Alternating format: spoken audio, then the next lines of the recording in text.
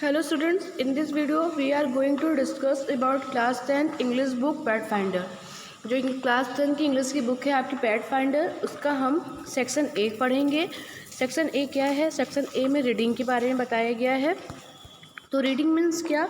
Reading means आपको यहाँ बताया गया है कि कुछ पैसेज दिए होंगे, पैराग्राफ दिए होंगे कॉम्प्रीहेंशन टाइप के, और उसको आपको केयरफुली रीड करना होता है और उसकी अंडरस्टैंडिंग के अकॉर्डिंग फिर आपको जो भी क्वेश्चंस दिए होते हैं, ऑब्जेक्टिव, शॉर्ट है, वेरी शॉर्ट, उसके आंसर देने होते हैं। Okay, so first of all हम जानते हैं कि ये क्या होता है, रीडिंग कैसे होता है, किस तरीके से हमें रीडिंग करनी चाहिए, और एग्ज़ाम में आप पे किस तरीके से कॉम्प्रीहेंशन आता है, और आपको जब भी एग्ज़ाम में इस तरीके से क्वेश्चन है तो आपको क्या करना चाहिए, उसकी रीडिंग कैसे करनी चाहिए, उसकी अंडरस्टैंडिंग कैसे करनी चाहिए, किस तरीके से मेन पॉइंट्स को उसको आपको लर्न करना पड़ेगा और जानना पड़ेगा कि मेन रीज़न क्या है इस पैसेज को आपको देने को, या ये पैसेज आपको क्यों दिया गया, इसका रीज़न क्या है, टाइटल क्या है, उसके अकॉर्डिंग हम पैसेज की अंडरस्टैंडिंग करते हैं। Okay, so let's start. The question on reading comprehension is meant to test the student's ability to understand the passage। जो क्वेश्चन दिया होता है रीडिंग कॉम्प्रीहेंशन का, जो कॉम्प्रीहेंशन दिया होता है उसमें जो दिए हुए क्वेश्चंस होते हैं जो आपको सॉल्व करने होते हैं, वो इसलिए दिया होता है ताकि वो स्टूडेंट्स की एबिलिटी को चेक कर सके, उनकी अंडरस्टैंडिंग को चेक कर सके कि वो पैसेज को कितना समझ पाए हैं।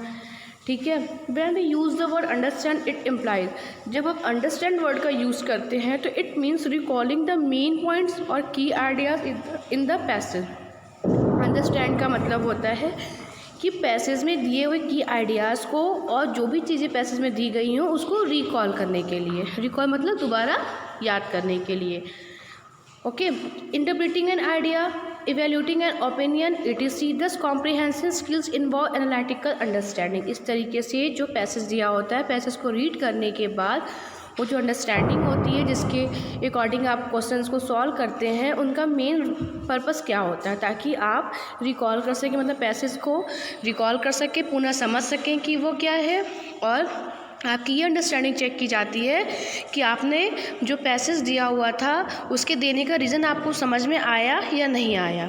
ठीक है, उसके बाद है skills involve analytical understanding, means होगा कि उसकी एनालाइज की जाती है। जैसे कि देखिए, एक शॉर्ट अगर पैसेज आपको दिया हुआ होता है तो उसके जो क्वेश्चंस दिए होते हैं, वो जो क्वेश्चंस होते हैं वो उस पैसेज के कुछ मेन पॉइंट्स पे बेस्ड होते हैं, वो वैसे ही क्वेश्चन मेन पॉइंट्स पे बेस्ड होते हैं जिसके लिए आपको उसे याद करना पड़ता है।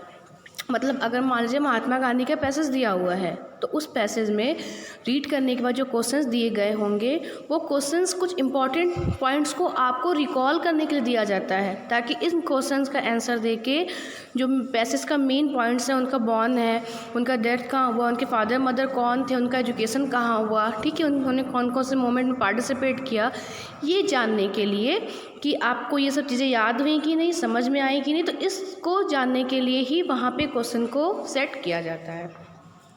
The question on the passage are thus set to test. मैंने सेम चीज़ें बताई कि जो क्वेश्चन दिया होता है वो आपके इस चीज़ों को टेस्ट किया जाता है कि आप उस क्वेश्चन का आंसर देने के लिए एबल हो गए हैं कि नहीं, आपको समझ में आया है कि नहीं। इम्पॉर्टेंट रीडिंग टेक्निक्स, रीडिंग की जो टेक्निक होती है रीड करने की, इसको वो क्या क्या है आइए देखते हैं। सबसे पहले before going to read the passage we should know the title of the passage. हमें उसके टाइटल को रीड करना चाहिए जो कि ऊपर लिखा हुआ होता है, उससे हमें ये पता चलता है, एक रफ आइडिया मिल जाता है कि इस चैप्टर या इस पैसेज में रीडर के लिए क्या दिया गया है पढ़ने के लिए, मतलब रीडर को क्या प्रोवाइड कराया गया है पढ़ने के लिए। सपोज जैसे मैंने महात्मा गांधी का एग्जाम्पल दिया, अगर मैंने एक पैसेज दिया, ओके, और मैंने वहाँ टाइटल दे दिया महात्मा गांधी, तो आप समझ जाओगे कि इस पैसेज में महात्मा गांधी के बारे में बताया गया होगा। जैसे कि प्री रीडिंग कहा जाता है, मीन्स इस टॉपिक को लेके हम समझ सकते हैं कि इस टॉपिक में क्या बताया गया होगा। After making some idea about the passage, okay, और after making some idea about the passage we come to know what is skimming. और जब हमें इसकी टाइटल को पढ़ने के बाद आइडिया मिल जाता है कि इस पैसेज में क्या दिया हुआ है, तो फिर हम जानते हैं स्कीमिंग क्या होती है। Skimming means that is a rapid reading. ये क्या होती है? रैपिड रीडिंग होती है। रैपिड फायर राउंड आप लोग जीके की क्विज़ वगैरह में देते हो, मतलब माइंड में थोड़ा सा बस रीडिंग करके सेट करना होता है उसके मेन पॉइंट्स को। Skimming provides a fairly good idea of what the message of the text is, मतलब हम स्कीमिंग से क्या जान पाते हैं कि जो मैसेज क्या है उस टेक्स्ट का, एक तरीके से मोरल क्या है।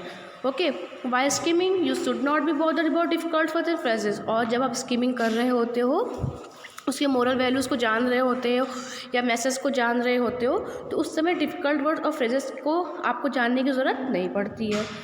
उसके बाद आता है slow and critical reading in next step. उसमें हम क्या करते हैं, स्कैनिंग करते हैं। स्कैनिंग क्या करते हैं, स्कैनिंग में इतना करने के बाद हम आते हैं स्कैनिंग पे। स्कैनिंग में हम करेंगे कि फिर जो पैसेज दिया होगा उसको स्लो स्लो रीड करेंगे और मेन पॉइंट्स को क्या करते चलेंगे, अंडरलाइन करते चलेंगे। ठीक है, जिससे कि एग्जामिनेशन हॉल में जो कि आपके पास समय बहुत ही कम होता है, तो आप बार बार रीडिंग को नहीं कर सकते हो।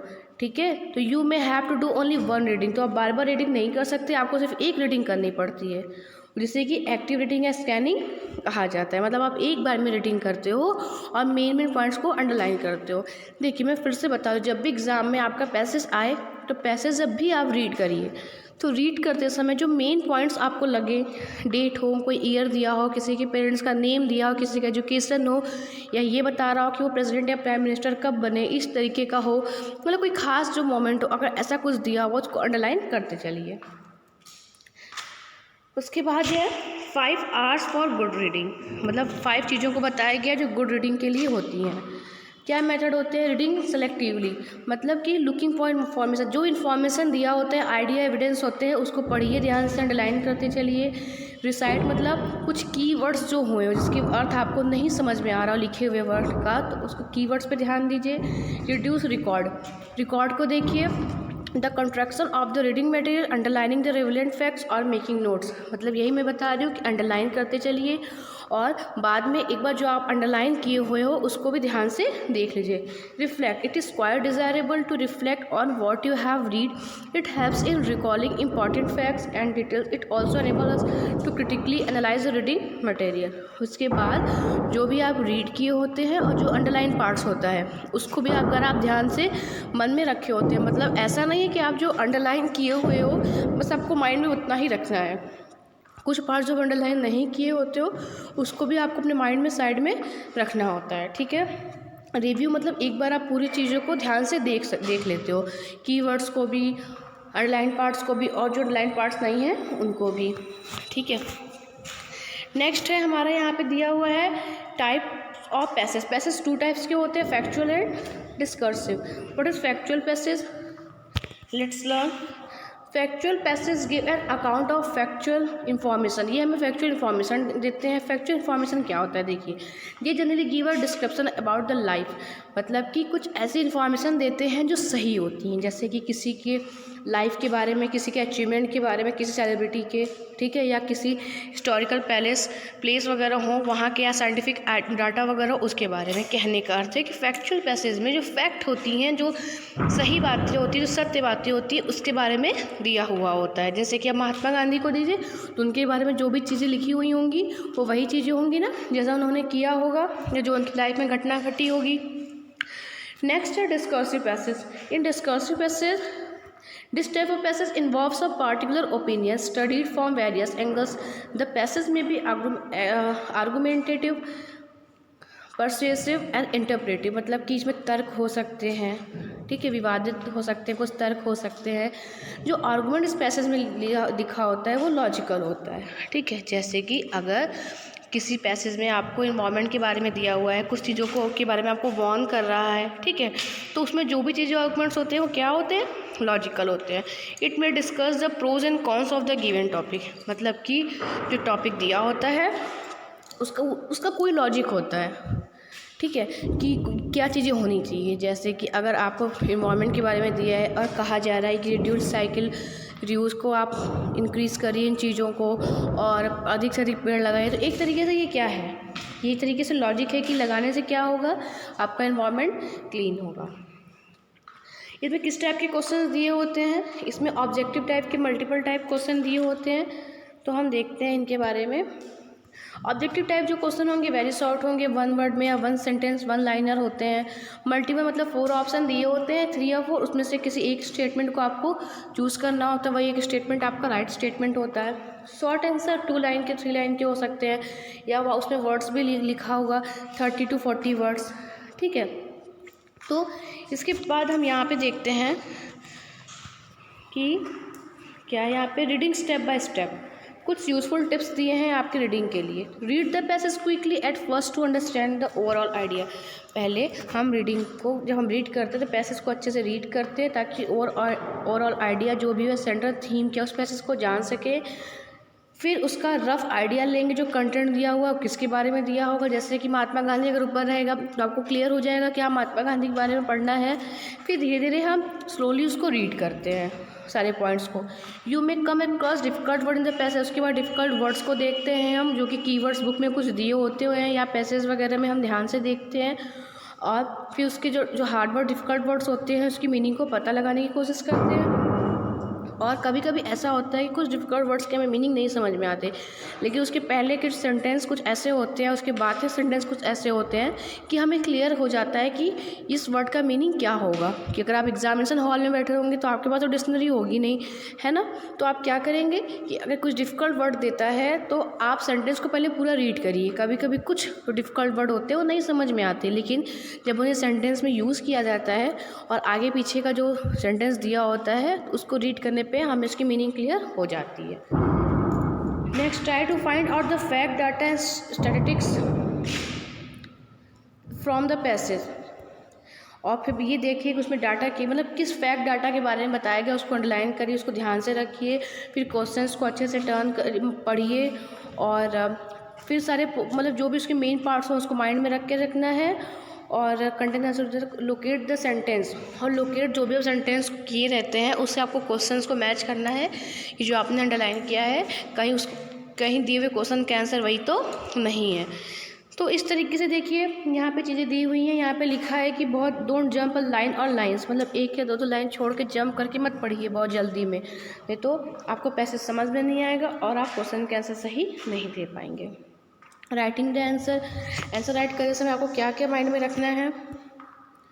Answer the question in the same tense में मतलब देना है प्रॉपर वे में। जैसे कि क्वेश्चन में डिड वगैरह लगा होता है तो हम उसका सेकंड फॉर्म में ही देते हैं आंसर। और मतलब मेन पॉइंट्स को लिखना है, बहुत ज़्यादा लंबा चौड़ा लिखने की ज़रूरत नहीं होती है। जितना चीज़ें पूछी गई सिर्फ उतना ही लिखा जाए, सिंपल क्लियर और अच्छे स्टाइल में लिखा जाए। ग्रामेटिकल सही हो, करेक्ट सेंटेंस हो, मतलब कुछ भी मत नहीं लिखना चाहिए। और इनडायरेक्ट फॉर्म ऑफ स्पीच, हम हमेशा इनडायरेक्ट फॉर्म ऑफ स्पीच का यूज़ करते हैं। और जो भी इंफॉर्मेशन मेन चीज़ें पूछी जाती हैं उस इंफॉर्मेशन के बारे में ही लिखना चाहिए, ठीक है। The why question should be answered by using one of the following words. अगर कोई क्वेश्चन में वाई लिखा हुआ है या वाई से कोई क्वेश्चन स्टार्ट है तो उनका आंसर देने समय में बिकॉज, एज, फॉर ऐसे वर्ड्स का यूज़ करना चाहिए। The purpose question requires a pin Poynting the purpose और मोटिव बिहाइंड एन एक्शन, मतलब कि इस तरीके से कोई मोटिव क्वेश्चन पूछा जाए, पर्पस पूछा जाए कि मतलब इस स्टोरी को आपको देने से, हमारे से महात्मा गांधी की स्टोरी दी हुई है पैसेज में, तो उसका पर्पस क्या होगा। उसका पर्पस ये होगा कि हम महात्मा गांधी के बारे में अधिक से अधिक जान सकें। तो ये हो गया आपका। उसके बाद हम लोग अब यहाँ पे पैसेज दिया हुआ था आपकी बुक में, फर्स्ट पैसेज है, इसको हम रीड करते हैं। Read the passage carefully.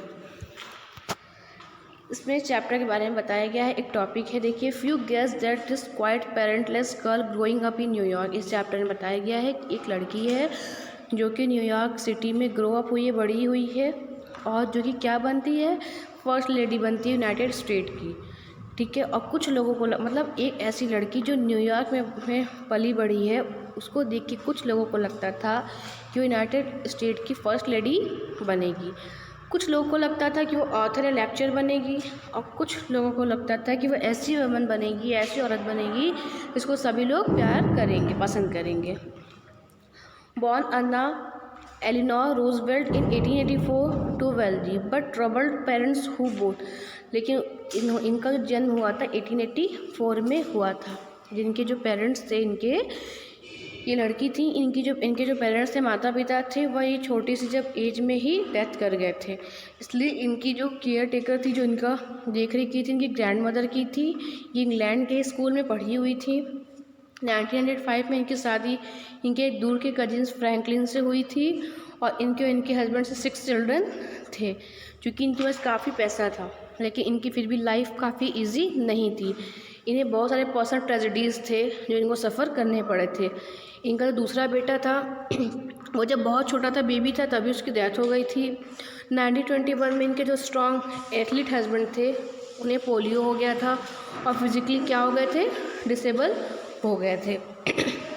उसके बाद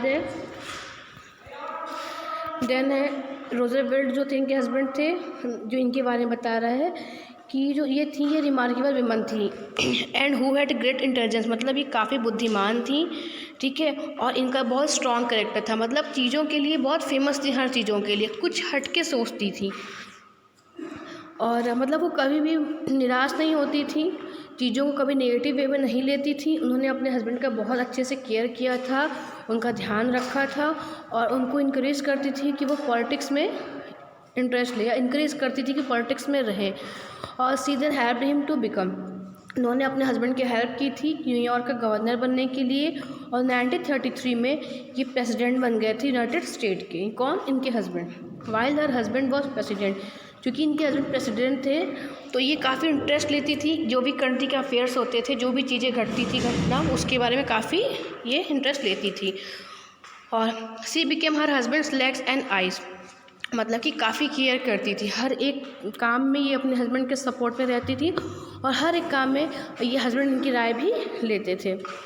ये मतलब प्रिजन्स और हॉस्पिटल्स में हमेशा विज़िट करती रहती थी, मतलब जेल खानों में, हॉस्पिटल में विज़िट करती थी और ये कारखानों फैक्ट्री में भी जाती थी, वहाँ के जो वर्कर्स थे उनसे मिलती थी।